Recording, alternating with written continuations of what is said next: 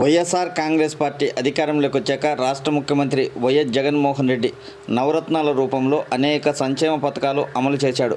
ప్రతి కుటుంబం ఏదో ఒక రూపంలో లబ్ధి పొందింది. సార్వత్రిక ఎన్నికల ద్వారా జగన్మోహన్ రెడ్డి రుణం తీర్చుకునే అవకాశం వచ్చింది.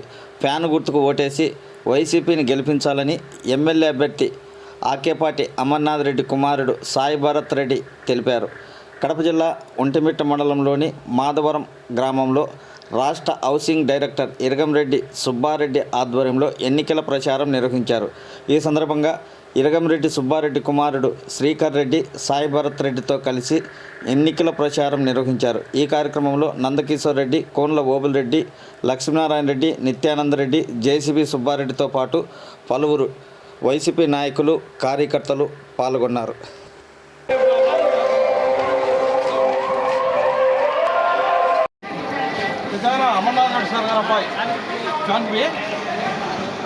నీళ్ళు వారం నుంచి నీళ్ళే రాలయ్యా. ఏటీలు వచ్చినాయి, మంచి నీళ్ళు